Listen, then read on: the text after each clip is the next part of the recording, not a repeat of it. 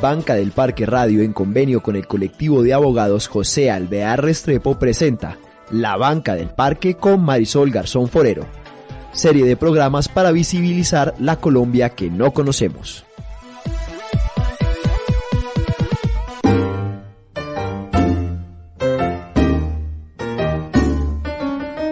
Un encuentro es una cosa rara y maravillosa. Es pasar la vida del uno al otro mientras pasan la vida del uno al otro. Siéntese en la banca del parque, donde todos cabemos.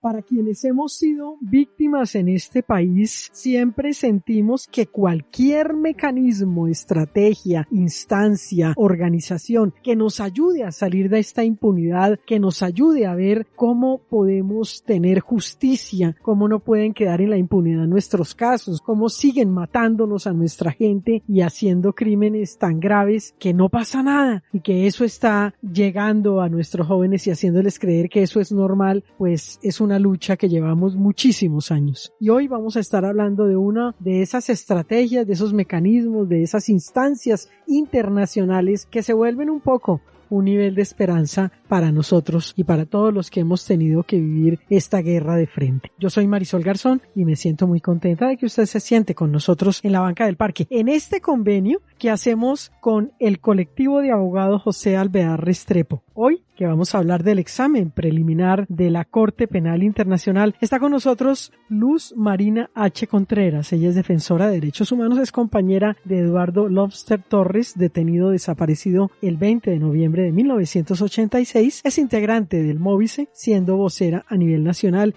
y desde España está con nosotros. Luz Marina, qué alegría tenerla acá. Marisol, muchas gracias por la invitación. Como dijiste, mi nombre es Luz Marina H., soy defensora de derechos humanos, sindicalista la mayor parte de mi vida.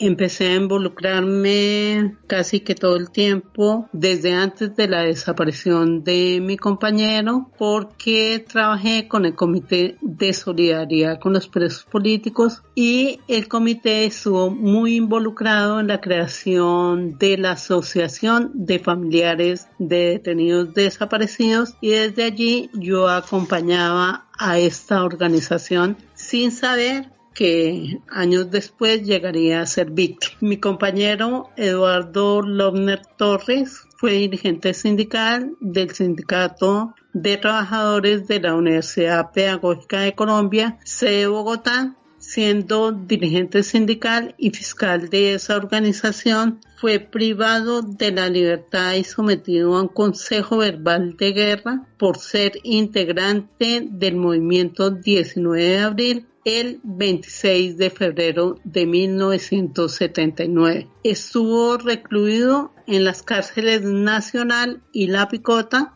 y allí obtuvo su libertad el día 23 de septiembre de 1983, producto de un indulto que profirió el presidente Belisario Betancourt dentro de unos diálogos que fueron fracasados pero sostenidos con el M-19. Luego de que obtuvo su libertad, se dedicó a trabajar políticamente, toda vez que en Colombia existen las listas negras que impiden que una persona que tenga antecedentes penales pueda conseguir un trabajo en una empresa o en una entidad oficial. Él trabajó políticamente con Ricardo Lara Parada, quien en ese momento estaba impulsando un proyecto político llamado Frente Amplio del Magdalena Medio FAN.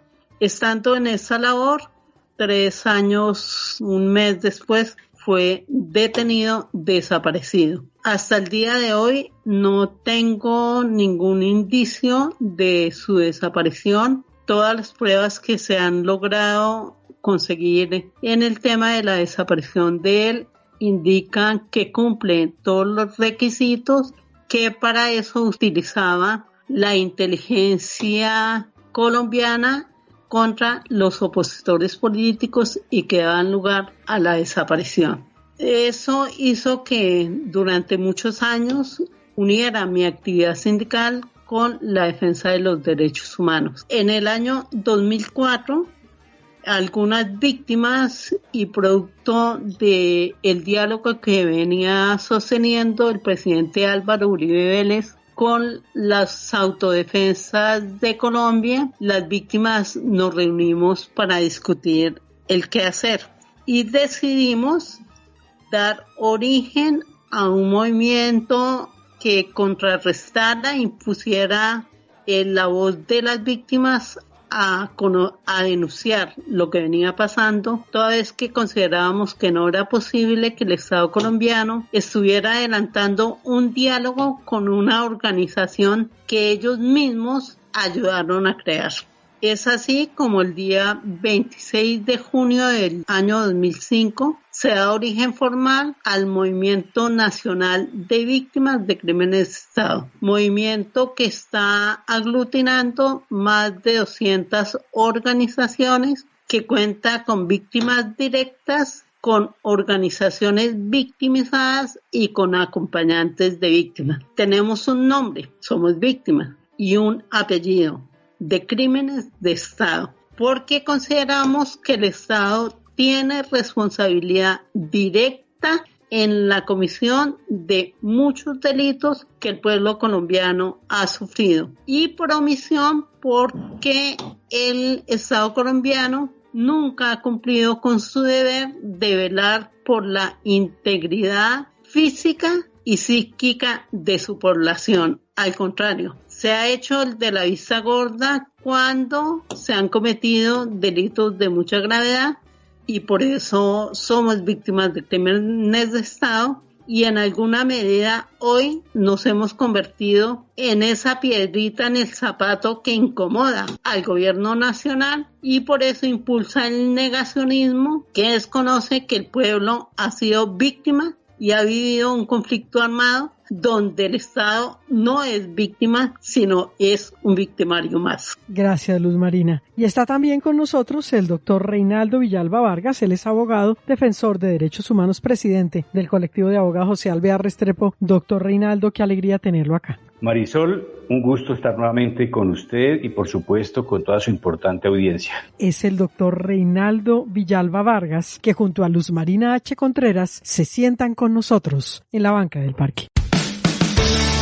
El momento que pinta melodías, que pone sonrisas en el rostro de la gente en la banca del parque.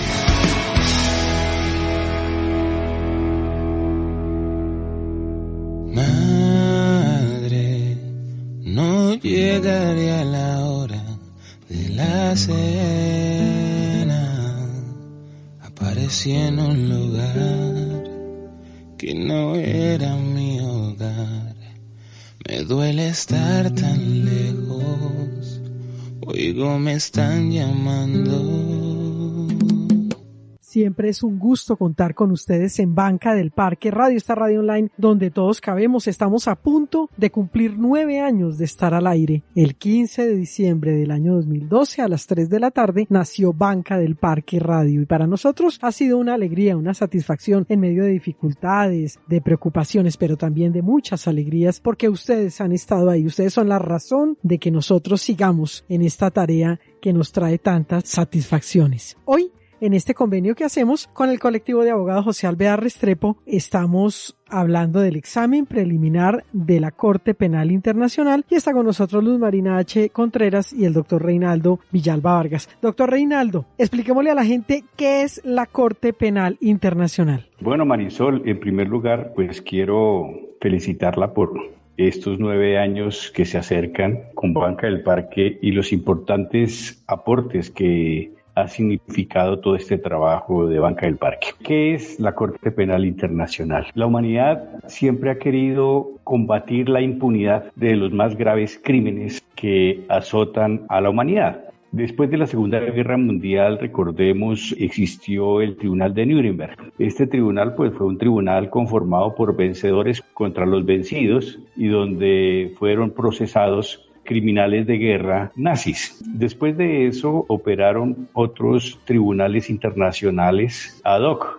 es decir, para conocer situaciones muy específicas como el Tribunal de Yugoslavia, por ejemplo, de Ruanda, por ejemplo. Pero también debo resaltar los tribunales de opinión o los llamados TIOs, Tribunales Internacionales de Opinión, que si bien no tenían una fuerza vinculante, sí era la manera de decirle a la humanidad que se han cometido graves crímenes de los cuales no se ha ocupado la justicia ni nacional ni la justicia internacional. El Tribunal Permanente de los Pueblos, por ejemplo, que ha tratado situaciones específicas y concretas en diferentes partes del mundo, entre ellos la propia Colombia, para tratar temas relacionados con crímenes de Estado, del paramilitarismo, con crímenes relacionados con empresas. Pero no había un tribunal penal internacional propiamente dicho que se pudiera ocupar de estos más graves crímenes contra la humanidad. Así surgió la idea de la necesidad de un Tribunal Penal Internacional, pues finalmente, el 17 de julio de 1998, nace en la ciudad de Roma. Por eso también se llama el Estatuto de Roma o Corte Penal Internacional, con la asistencia aproximada de 120 países. Nace en 1998, pero entra en vigor el 1 de julio de 2002. ¿Qué pasó en ese marco con Colombia? Colombia entra a ser parte de los países o de las partes de los estados partes de la Corte Penal Internacional en noviembre de 2002 en relación a los crímenes de lesa humanidad y demás crímenes que conoce la Corte, salvo los crímenes de guerra. En relación a los crímenes de guerra, la Corte Penal Internacional tiene competencia en Colombia desde noviembre de 2009, es decir, 7 años después de la competencia frente a los demás delitos. ¿Por qué sucedió esa diferencia? Porque en ese tiempo el gobierno de Andrés Pastrana dijo que si se firmaba el Estatuto de Roma en relación a los crímenes de guerra, podría obstaculizar los diálogos de paz con organizaciones levantadas en armas. Digamos que esa fue la excusa o la explicación que dio el gobierno de Pastrana para pedirle a la Corte que le permitiera aplazar la competencia a la Corte en relación a los crímenes de guerra. Este aplazamiento, pues, valga decir, era efectivamente o es efectivamente permitido por el Estatuto de Roma. Sin embargo, hay que aclarar que la excusa de Pastrana no es válida, no corresponde a la realidad. Lo que sucede es que el gobierno, el poder, estaba preparando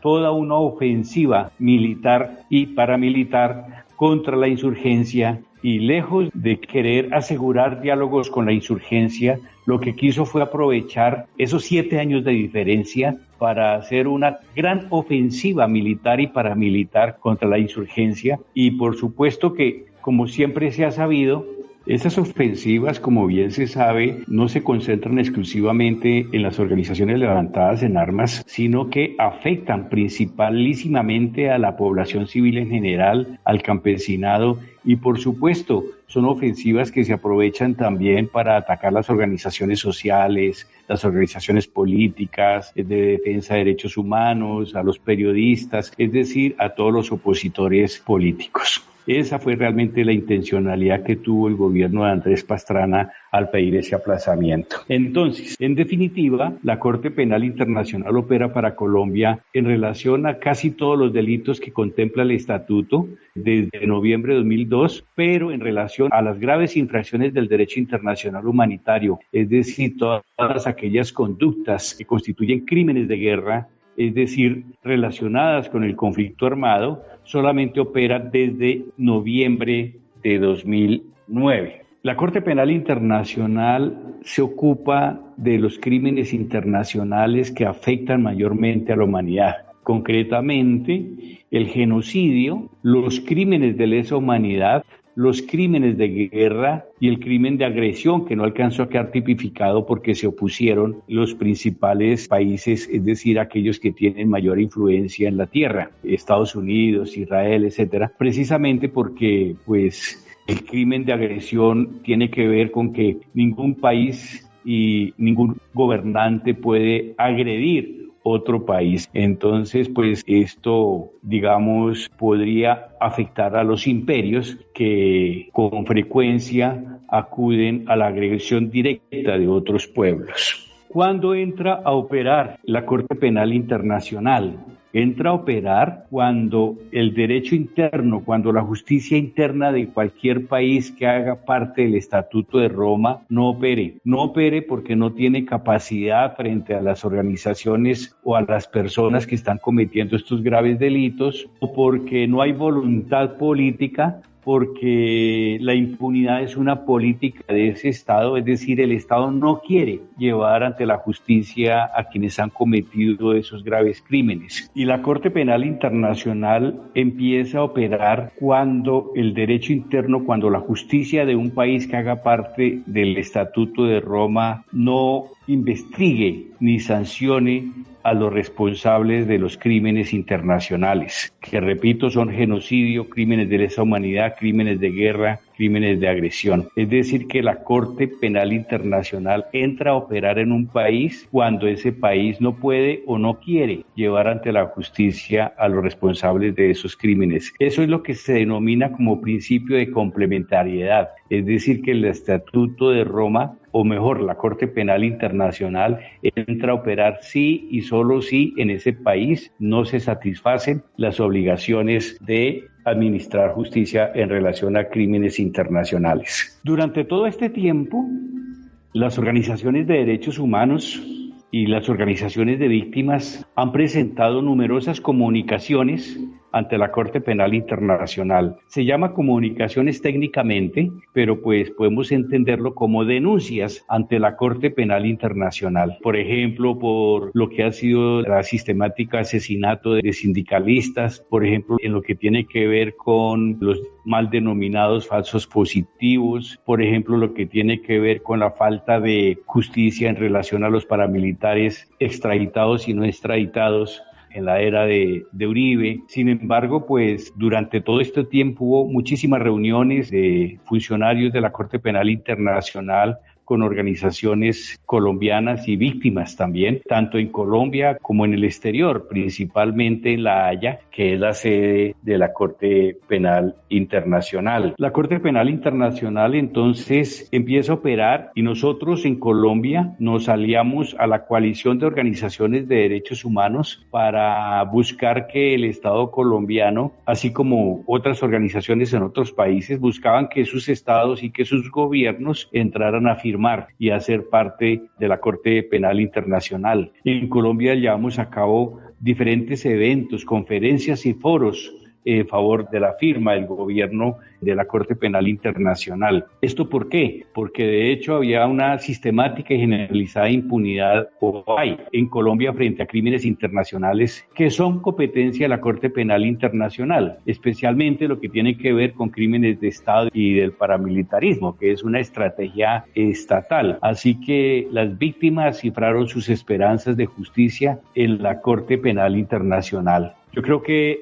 este panorama nos ayuda a ubicarnos frente a lo que significa la Corte Penal Internacional cuando entra a operar la Corte Penal Internacional, y pues más adelante ya me referiré a las últimas noticias en relación al reciente cierre del examen preliminar sobre Colombia. Es el doctor Reinaldo Villalba Vargas, que junto a Luz Marina H. Contreras se sientan con nosotros en la banca del parque. Una canción que nos acaricie el alma en la banca del parque.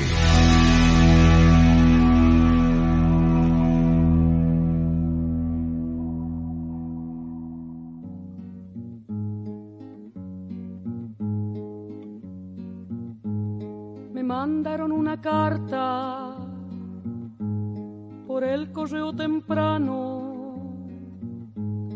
En esa carta me dicen que cayó preso mi hermano, y sin compasión con grillos por las calles lo arrastraron. Sí.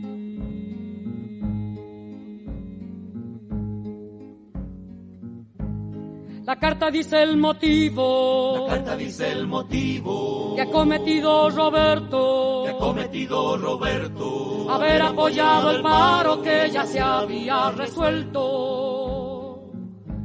Si acaso esto es un motivo, preso voy también, sargento. Sí.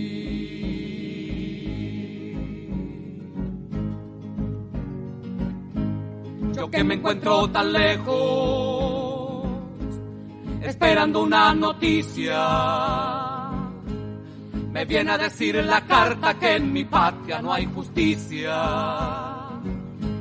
Los hambrientos piden pan, pero molesta la milicia. Sí.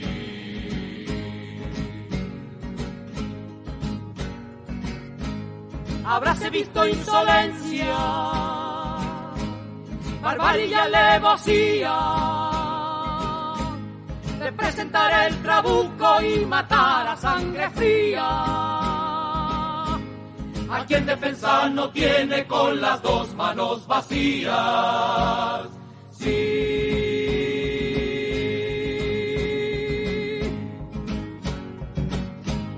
La carta que me mandaron me pide contestación. Yo pido que se propale por toda la población. Que el león es un sanguinario en toda generación. Sí. Oh. Por suerte tengo guitarra. Oh. Y también tengo mi voz. Oh. También tengo 7 hermanos fuera del Centrillón. Todos revolucionarios con el favor de mi Dios. Sí. Gracias por estar en Banca del Parque Radio. Los podcasts de nuestros programas, ustedes los encuentran en la plataforma de iVoox, IVOOX, allí escribe Banca del Parque Radio. O entra a nuestra página oficial bancadelparque.com, en la parte superior están todos los botones que los llevan a las redes sociales. Comparta nuestros podcasts, utilícelos, aprovéchelos, pero dele siempre los créditos a Banca del Parque Radio. Hoy, en este convenio que hacemos con el colectivo de abogados José Alvear Restrepo, estamos hablando del examen preliminar de la Corte Penal Internacional y está con nosotros el doctor Reinaldo Villalba Vargas y Luz Marina H. Contreras. Luz Marina, ¿por qué la Corte Penal Internacional es importante para las víctimas en Colombia? Para las víctimas de crímenes de Estado es importante que la Corte Penal Internacional tomara una decisión en favor de la verdad y la justicia de las víctimas. La decisión que tomó el señor fiscal de la Corte Penal Internacional en su visita a Colombia la semana antepasada fue muy lesiva para el interés que tenemos las víctimas de conocer la verdad de una parte y tener justicia. Creemos que esa decisión es basada en una lectura errónea que hace el señor fiscal en torno a la realidad social y jurídica que vivimos en Colombia. En Colombia nunca hemos contado con una justicia que efectivamente combata la impunidad en los delitos graves e internacionales que han sido cometidos en Colombia. Por eso las víctimas teníamos muchas esperanzas en que la Corte Penal Internacional por fin nos diera la posibilidad de acabar con la impunidad que con esta decisión sigue siendo la reina en Colombia. Porque esperar que a través de la JEP las víctimas de crímenes de Estado vayamos a tener justicia es una posibilidad casi que inalcanzable, toda vez que los militares que han acudido a ella, en cambio de aportar a la verdad y a la justicia, lo que han hecho es revictimizar nuevamente a las víctimas. Por eso es una profunda tristeza y un dolor el que la Corte Penal haya adoptado eso y nos preguntamos si dentro de las funciones de la Corte también está promover la impunidad. Si el señor fiscal de la Corte Penal Internacional recapacitara y volviera a abrir, sería una novedad y sería para las víctimas no solamente de Colombia, sino de otros países que tenemos muchas esperanzas en ellos, tomara esa decisión y reabriera nuevamente la investigación del caso Colombia. Doctor Reinaldo, diera la impresión, de acuerdo a lo que nos está diciendo Luz Marina, que la impunidad va a seguir campante. Su merced, ¿qué piensa? ¿Será que en Colombia tenemos que seguir viviendo en impunidad a pesar de esto que estamos planteando en este momento? momento? Bueno, realmente lo que está planteando Luz Marina pues es extraordinariamente grave, y me estoy refiriendo concretamente a la decisión de la Fiscalía de la Corte Penal Internacional, de este nuevo fiscal de la Corte Penal Internacional, de cerrar el examen preliminar sobre Colombia. Efectivamente, la historia de Colombia es de una sistemática y generalizada violación de derechos humanos como vía para mantener el statu quo. Se ejerce el poder a través de la violencia contra la oposición política, contra las organizaciones sociales, contra las organizaciones de derechos humanos, contra los periodistas independientes, incluso contra los mismos funcionarios del Estado que se acogen a respetar la Constitución política y los derechos humanos. Es una historia de violencia, de muerte, de despojo, y por eso mismo la Fiscalía de la Corte Penal Internacional abrió un examen preliminar sobre Colombia en 2004, es decir, hace 17 años. Ese examen preliminar, ¿qué significa? Su nombre lo indica, es un estudio que se hace sobre la situación colombiana para posteriormente tomar la decisión de abrir una investigación formal contra los máximos responsables que la Fiscalía encuentre, de hallar que efectivamente los crímenes que se han cometido son de competencia de la Corte Penal Internacional. Sin embargo, pues la Corte Penal Internacional,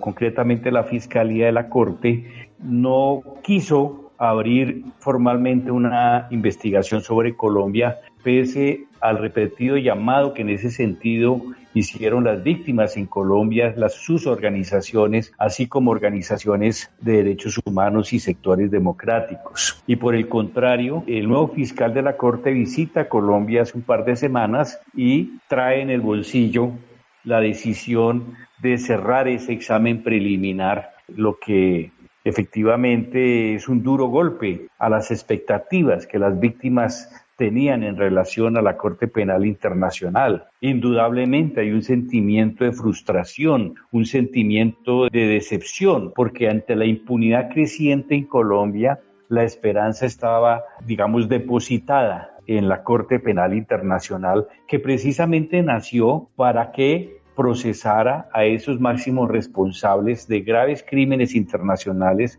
como han ocurrido en Colombia, y sin embargo frente a nuestro país no lo hace. Hay opiniones, lo leí esta semana, que dicen que el cierre preliminar favorece a la Justicia Especial para la Paz, que es el tribunal transicional que nació de los acuerdos entre el gobierno nacional y las extintas Fuerzas Armadas Revolucionarias de Colombia, FARC, y dice que favorece a la JEP porque el gobierno firmó unos compromisos con el fiscal de la Corte Penal Internacional y que esos compromisos obligan al gobierno colombiano a respaldar y apoyar la Justicia Especial para la Paz, dado que, como sabemos, el gobierno de Duque llegó impulsado por el uribismo, que tenía como propósito acabar el proceso de paz, hacerlo trizas, y efectivamente pues el gobierno no se ha comprometido a impulsar e implementar los acuerdos, sino que por el contrario no solo no los impulsa, sino que sus políticas han estado abiertamente dirigidas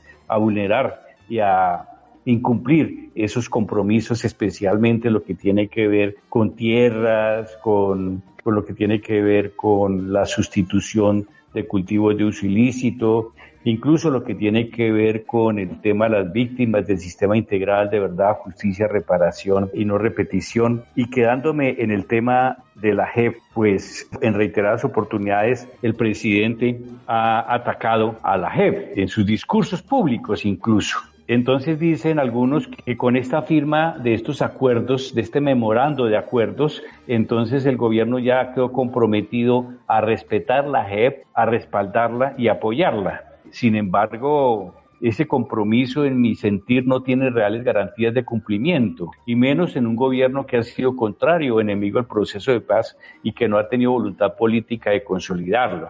Así que más bien voy a enumerar algunos efectos y consecuencias que tiene este cierre del examen preliminar por parte de la Corte Penal Internacional. Entonces, voy a referirme a 10 consecuencias o efectos que he podido identificar así a nivel general. Lejos de ser un respaldo a la JEP, el cierre de este examen preliminar en realidad constituye una causa adicional para que arrecien los ataques contra la JEP de los enemigos del acuerdo, incluido el propio gobierno y el partido de gobierno, que entre otras cosas no desiste en su empeño de liquidar este Tribunal de Justicia Transicional. Eso en primer lugar. 2. El examen preliminar, mientras estuvo presente, de alguna manera había constituido una especie de talanquera de prevención frente a la comisión de un número mayor de crímenes y graves violaciones de derechos humanos. Durante estos 17 años de examen preliminar, está claro que no cesaron las graves violaciones de derechos humanos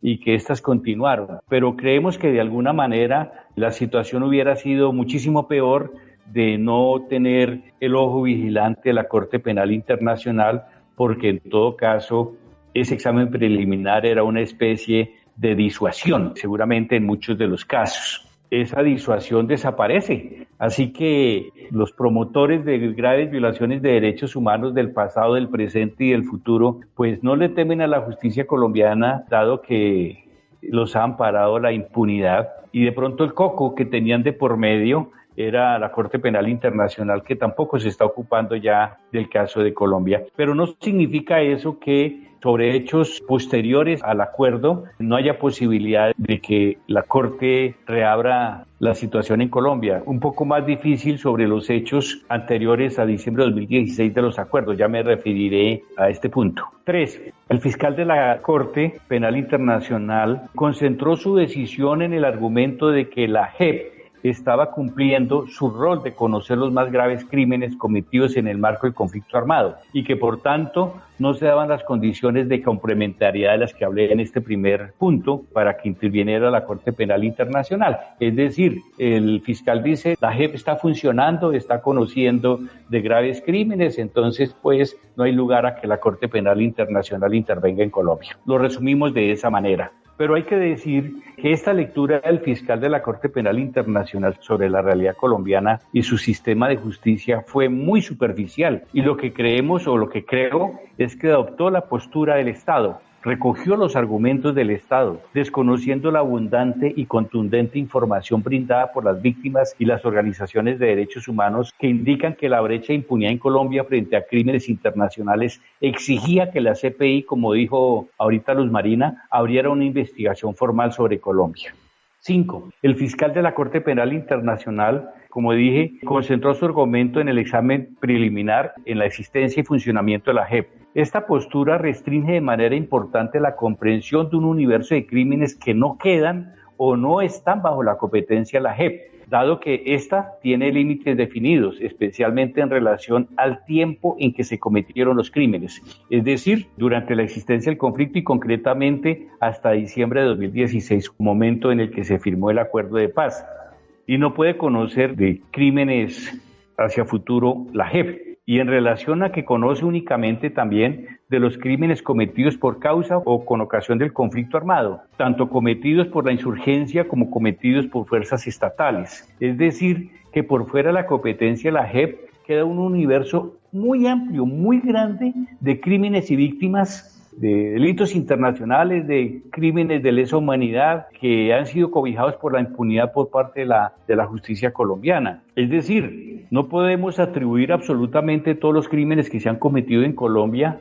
a la existencia del conflicto armado o que fue por causa o con ocasión del conflicto. Muchísimos crímenes de lesa humanidad fueron cometidos sin que haya ninguna relación con el conflicto armado interno, como cuando se desaparece a un sindicalista porque se está oponiendo a que la empresa estatal sea privatizada, o cuando es asesinado, cuando los periodistas son encarcelados, cuando son asesinados, lo mismo las personas defensoras de derechos humanos. Uno no encuentra una ligazón con el conflicto armado y esos crímenes pues están en la impunidad en Colombia, y se tenía también la expectativa y la esperanza de que la Corte Penal Internacional algún día se ocupara de los mismos. 6. La Justicia Especial para la Paz no conoce las masacres, ni de homicidios, torturas, desapariciones forzadas, desplazamientos forzados, violencia sexual y otros graves crímenes cometidos por el Estado y sus fuerzas paramilitares y que no pueden ser atribuidos al conflicto armado. Así, por ejemplo, el asesinato de sindicalistas, periodistas, defensores de derechos humanos, digamos, crímenes que no podrían ser atribuidos al conflicto armado. En Colombia, como un séptimo punto, quiero manifestar, existe la figura de personas aforadas, es decir, que tienen un tribunal especial para que las investigue, algunas de las cuales responden por sus crímenes ante la Comisión de Acusaciones, que es un organismo conformado por congresistas, concretamente la Cámara de Representantes, y que constituye una segura fuente de impunidad. Así ha sido históricamente. Estas personas, entre ellas altos representantes del Estado y del gobierno, y concretamente entre ellos los presidentes y expresidentes de la República, acuden a la Comisión de Acusaciones, o es por lo menos la encargada de hacer esas investigaciones, pero repito, esta es una fuente importantísima de impunidad, así que los presuntos crímenes cometidos por presidentes y expresidentes jamás responderían por sus crímenes en Colombia, mientras subsista este organismo de impunidad. Y por eso también creíamos nosotros que la Corte Penal Internacional, la Fiscalía de la Corte, podía hacerse cargo de las personas aforadas que no tienen las víctimas de sus crímenes ninguna posibilidad de ver justicia. Adicionalmente, porque la JEP claramente no tiene competencia para procesar a expresidentes y presidentes de la República, porque así quedó determinado legalmente, aunque no al comienzo, al final el documento quedó de esa manera, precisamente porque los elementos del poder se atravesaron a esa posibilidad. Entonces uno dice, ¿y entonces estas personas dónde pueden ser procesadas? Por la justicia internacional, y resulta que ahora el fiscal no cierra ese examen preliminar. Un octavo momento o punto que yo diría es que existen en Colombia y subsisten brechas de impunidad que han sido omitidas y al mismo tiempo respaldadas por la Fiscalía de la Corte Penal Internacional con su decisión de cerrar el examen preliminar. Y como punto 9, yo diría que la verdad, desde lo personal, desde mi experiencia como defensor de derechos humanos, que me reuní en varias oportunidades con altos funcionarios de la Corte Penal Internacional, incluso también con el propio fiscal en la época del argentino Campo,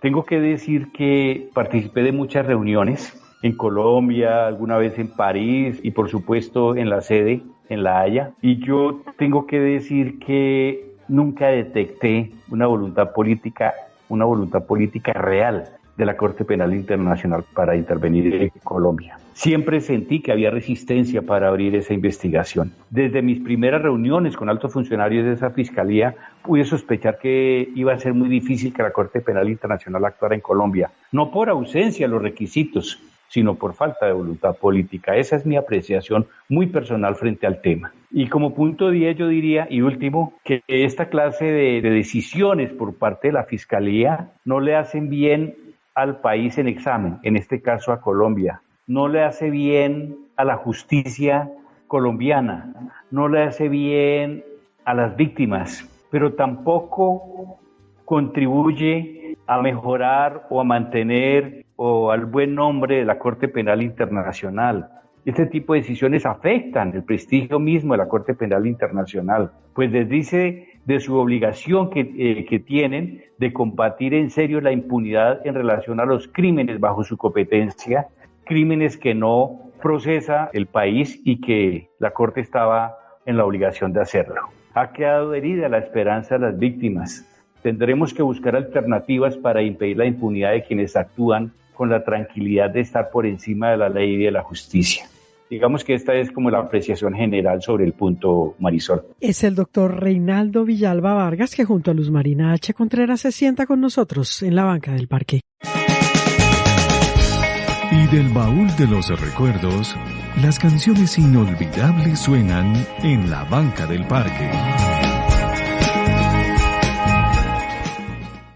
Un gusto continuar con ustedes en Banca del Parque Radio. Luz Marina, después de oír al doctor Reinaldo, Luz Marina, ¿qué sigue? ¿Qué estrategias, qué expectativas tienen ustedes? Bueno, déjeme decir que después de escuchar a Reinaldo, se confirma como esa desesperanza entre las víctimas. Sin embargo, nosotros creemos que hay que continuar insistiendo, persistiendo y nunca desistiendo de que en Colombia haya justicia. Por eso las víctimas vamos a seguir insistiéndole a la JEP que no permita que efectivamente se burlen de las víctimas las fuerzas militares y los paramilitares que quieren ingresar a ella, que se cumpla efectivamente con ese acuerdo de paz que habla de que no va a haber impunidad y que por eso se crea la JEP. Y seguiremos denunciando internacionalmente la impunidad que hay en Colombia hasta que al final del túnel brille la luz. Ese es el compromiso de las víctimas, seguir insistiendo y persistiendo y nunca rendirnos. Marisol, yo creo que debemos persistir, como dice Luz Marina, y tenemos que buscar alternativas. Existe, por ejemplo, la jurisdicción universal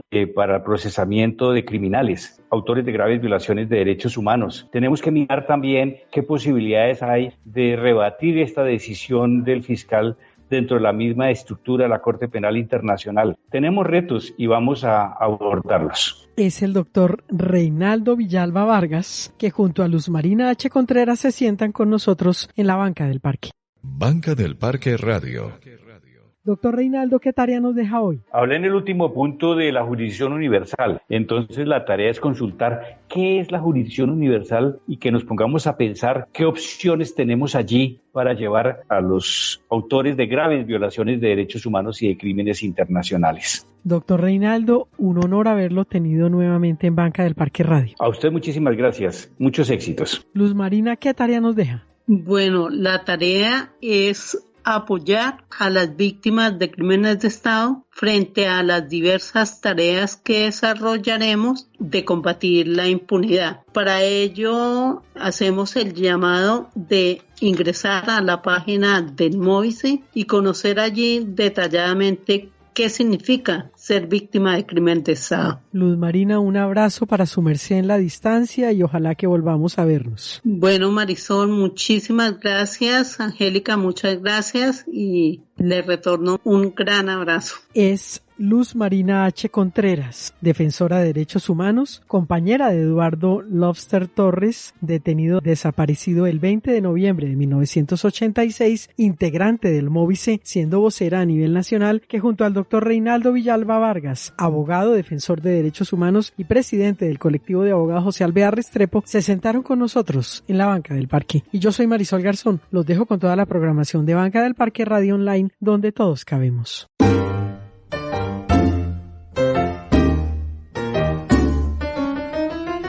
Ahora la banca del parque queda sola. Los esperamos para un nuevo encuentro y seguir pasando la vida del uno al otro.